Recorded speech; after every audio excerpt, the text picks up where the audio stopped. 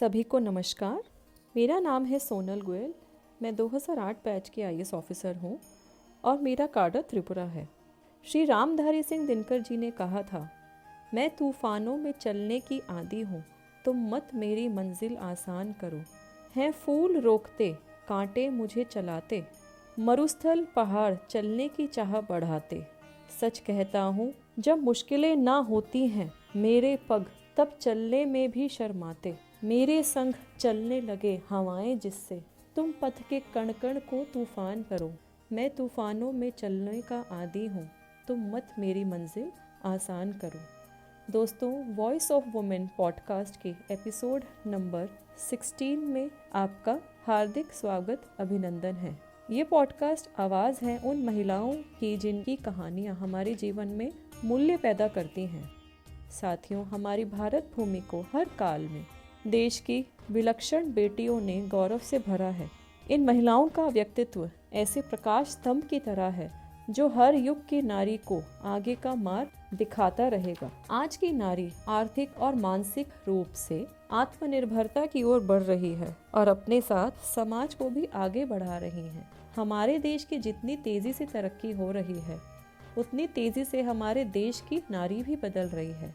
वह महिला जिन्हें इस साल चिकित्सा के क्षेत्र में विशिष्ट योगदान और सेवा के लिए पद्मश्री पुरस्कार से सम्मानित किया गया है, जिन्होंने गांव तक आँखों की देखभाल के लिए कड़ी मेहनत की, जिन्होंने कई जिंदगियों को रंग बिरंगी दुनिया की रोशनी दिखाई। जी हाँ, मैं बात कर रही हूँ डॉक्टर जी नाचियार की।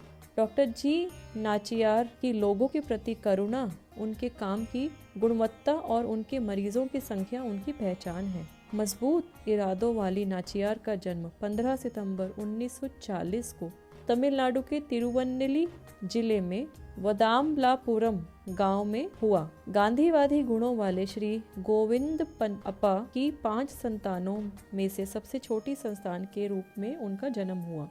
बचपन में ही पिता की मृत्यु होने के बाद भाई ने ही गुरु और पिता की भूमिका निभाई। निदा फाजली साहब ने कहा था, कोशिश भी कर, उम्मीद भी रख, रास्ता भी चुन, फिर इसके बाद थोड़ा मुकद्दर तलाश कर। स्कूल के बाद नाचियार 1958 में मदुरई मेडिकल कॉलेज में शामिल हो गई, जहां उन्होंने 1963 में डॉक्टर जी नाचियार बनकर अपनी यात्रा शुरू की।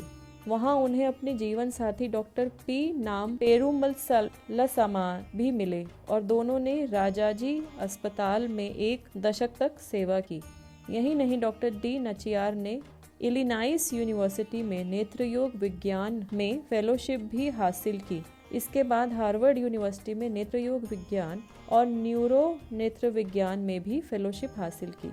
इसके बाद वह 1976 में मदुरई में अन्य लोगों के साथ मिलकर अरविंद आई हॉस्पिटल शुरू करने के काम में जुट गईं। शुरुआत में उन्होंने 11 बेड से इस हॉस्पिटल की शुरुआत की और धीरे धीरे इसका विस्तार किया। वे भारत की पहली न्यूरो नेत्र रोग विशेषज्ञ भी हैं, जिन्होंने रोगी दृष्टिकोण में क्रांति ला दी।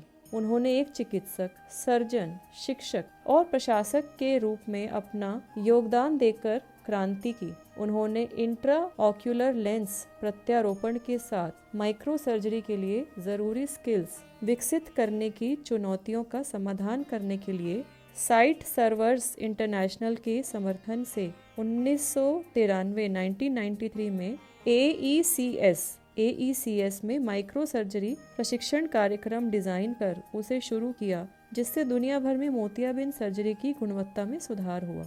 इस प्रशिक्षण कार्यक्रम ने भारत, बांग्लादेश, श्रीलंका, इंडोनेशिया जैसे विकासशील देशों में लगभग 4000 वरिष्ठ नेत्र रोग विशेषज्ञों को प्रशिक्षित करने में मदद की है। डॉक्टर जी नाचियार ने ग्रामीण समुदायों को घर तक देखभाल प्रदान करने के लिए ACSB टीम द्वारा आयोजित आउटरीच कैंप का नेतृत्व किया, जिसे उन्होंने वीकली तौर पर शुरू किया और जिससे परिणाम स्वरूप तमिलनाडु और पुडुचेरी में हर साल 3000 से अधिक कैंप्स के साथ एक मजबूत टीम का नेटवर्क भी बनाया। साथ ही आंखों की सर्जिकल जटिलताओं की दर कम हो गई, IOL को किफ़ायती बनाया और मोतियाबिंद सर्जनों को बड़े पैमाने पर प्रशिक्षित किया। उन्हें ट्रेनिंग दी। जी नाचियार नई टेक्निक्स लेकर आई और कैंप्स को स्पेशलिटी के अकॉर्डिंग बांटा। अपने मोतियाबिंद करियर के चरम पर डॉक्टर जी नाचियार ने ESCS में मानव संसाधन विभाग को विकसित करने के लिए सॉफ्ट कौशल का उपयोग करने के लिए कदम उठाए। मानव संसाधन विभाग के निदेशक के रूप में उन्होंने आँखों के लिए एक विशेष कैडर बनाया, जिसमें उन्होंने ग्रामीण महिलाओं को प्रशिक्षण दिया। यह कार्यक्रम महिला सशक्तिकरण के लिए एक उदाहरण के रूप में खड़ा है और उसे व्यापक रूप से दोहराया जा रहा है। 4 दशक से अधिक समय में सेवा में समर्पित नाचियार अब अपने जुनून को भी पूरा कर रही हैं, अपनी खेती को भी संभाल रही हैं। दुष्यंत कुमार कहते हैं, कैसे आसमान में सुराग नहीं हो सकता, एक पत्थर तो तबीयत से उछालो यारो। ऐसा ही कुछ कर दिखाया है पद्मश्री चामी मुर्मू ने, जिनके हाथों में चूड़ियां नहीं मिट्टी फावड़ा दिखाई देते हैं।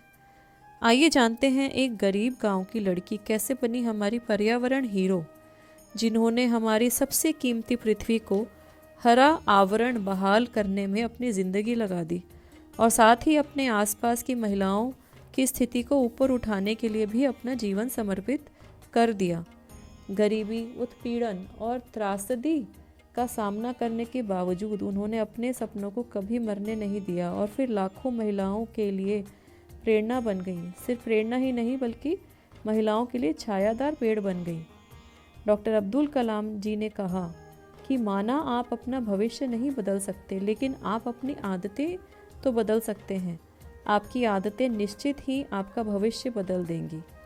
लेडी टार्जन के नाम से मशहूर हो चुकी चामी मुर्मू ने भी अपना और अपने आसपास का भविष्य अपनी मेहनत से बदला है। वह बीते 33 सालों में 30 लाख से ज़्यादा पौधे लगा चुकी हैं। उन्होंने अब तक 2300 स्वयं सहायता समूह तैयार कर लगभग 23 लाख महिलाओं को रोज़गार से जोड़ने का विशेष और विशाल काम किया है। अगर इरादे मजबूत हों तो कोई भी काम नामुमकिन नहीं होता। 30 लाख पौधे लगाने वाली चामी के कई पौधे अब वृक्ष बन चुके हैं और न जाने कितने लोगों को अपनी छांव दे रहे हैं। चामी अभी भी रुकी नहीं है, पर्यावरण पर आज भी उनका अभियान जारी है। वो हर दिन किसी न किसी गांव में जाती हैं, वहां जाकर महिलाओं से मिलती हैं, उनका दुख और दर्द समझती हैं, उन्हें खेती बाड़ी के बारे में बताती हैं और उनकी मदद करती हैं। महिलाओं का हौसला बढ़ाती हैं। बेखौफ, निडर, बेबाक चामी को लोग उनके काम और उनकी मेहनत की वजह से ही लेडी टार्जन भी कहते हैं। मुर्मू को साल 2020 में अंतर्राष्ट्रीय महिला दिवस के मौके पर तत्कालीन राष्ट्रपति श्री रामनाथ कोविंद जी के हाथों से पर्यावरण के क्षेत्र में नारी शक्ति का सम्मान भी मिला था। थकना नहीं, रुकना नहीं, चलना अभी बाकी है। गिरकर उठ, उठकर चल, संभलना अभी बाकी है, चलना अभी ज़रूरी है। आग से जलकर मौत हो जाना या फिर जीवित रहकर ज़िंदगी भर जलने का दर्द सहना यकीनन सबसे भयंकर और पीड़ादायक दर्द है। ये मानसिक और शारीरिक दोनों ही रूपों में दर्दनाक है। आपको अगली कहानी जो बताने जा रही हूँ एक ऐसी ही डॉक्टर की कहानी है जो मात्र 8 साल की छोटी सी उम्र में आग की चपेट में आने से 50% से ज़्यादा जल गई थी। कहते हैं ना, पक्षी अपने जीवन और प्रेरणा द्वारा संचालित होता है। डॉक्टर प्रेमा धनराज देश की वो बहादुर बेटी हैं जिन्होंने असहनीय दर्द झेलकर अपना जीवन समाज को समर्पित कर दिया। हिम्मत और साहस की मिसाल प्रेमा ने बहुत मेहनत की और अपनी पढ़ाई पूरी की। CMC लुधियाना से प्लास्टिक और रिकंस्ट्रक्टिव सर्जरी में MD करने के बाद प्रेमा ने 1989 में एक सर्जन के रूप में CMCH अस्पताल में आई और अब तक प्रेमा धनराज 25,000 से भी ज़्यादा जले हुए पीड़ितों का निःशुल्क इलाज कर चुकी हैं। साल 1998 में 1998 में प्रेमा को जब अमेरिका से $10,000 का पुरस्कार राशि मिला तो उन्होंने इससे एक NGO अग्नि रक्षा शुरू करने की ठानी और आशा के प्रतीक रूप में खड़ी हुई। जले हुए पीड़ितों को, खासकर आर्थिक रूप से कमज़ोर महिलाओं और बच्चों के प्रति उनकी प्रतिबद्धता के लिए उन्हें 2024 में पद्मश्री से भी नवाजा गया। उन्होंने आर्थिक रूप से कमज़ोर लोगों के लिए कई पुनर्वास कार्यक्रम भी चलाए जिसमें उन्होंने महिलाओं को नौकरी, कौशल और बिजनेस स्किल्स सिखाईं। उनके इस प्रशिक्षण कार्यक्रम में वे महिलाओं को सिलाई, शिल्प कला, दुकानें चलाना आदि सिखाती हैं, जिससे महिलाएं आत्मनिर्भर बन सके। उनकी विरासत समाज के हाशिए पर रहने वाले वंचित लोगों की भलाई में योगदान करने के लिए दूसरों के लिए प्रेरणा का काम कर रही है। ये थी कहानियाँ प्रेरणादायी महिलाओं की, जिन्होंने समाज में थोड़ा लेकर उससे कहीं अधिक गुना समाज को वापस लौटाया है। इस एपिसोड को सुनने के लिए आपका बहुत बहुत धन्यवाद। और ये जितनी भी प्रेरणादायक कहानियाँ मैं आपके सामने इसी तरह लेके आती हूँ, जो आज की कहानी में भी थी, ऐसी 3 कहानियाँ, चाहे वो जी नाचियार की कहानी हो, चाहे वो चामी मुर्मू की कहानी हो, और चाहे वो डॉक्टर प्रेमा धनराज की कहानी हो, ये सभी कहानियाँ बहुत ही इंस्पायरिंग, बहुत ही प्रेरणादायक है और इन सब से बहुत कुछ सीखने को हमें मिलता है। आशा है मुझे इन सब कहानियों से आप प्रेरित हो रहे होंगे और अपने जीवन में भी कुछ ना कुछ सीख के कुछ लागू कर रहे होंगे। अपनी प्रतिक्रियाएं ज़रूर साझा करें, जिससे मुझे ऐसी ही और कहानियां आपके बीच लाने के लिए मोटिवेशन मिलती रहे। अंत में कवि गुरु श्री रविन्द्रनाथ टैगोर जी की कविता पढ़कर आपसे विदा लूँगी। कविता के बोल कुछ इस तरीके से हैं कि विपदाओं से मुझे बचाओ, यह प्रार्थना नहीं, केवल इतना हो, कभी ना विपदा में पाऊं भय, दुख ताप से व्यचित को ना दो सांत्वना ना सही, पर इतना होवे दुख को मैं कर सकूं सदा जय।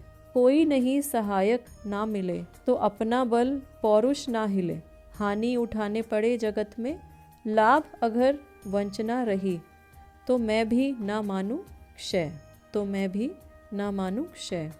धन्यवाद दोस्तों, आपका आज के voice of women podcast number 16 के साथ जुड़ने के लिए आप सभी का बहुत बहुत धन्यवाद। आप सब लोग स्वस्थ रहिए, सुखी रहिए और हम सब मिलकर अपने देश की उन्नति प्रगति में अपना सकारात्मक योगदान देते रहें। सभी को बहुत बहुत धन्यवाद। नमस्कार, जय हिंद, जय भारत।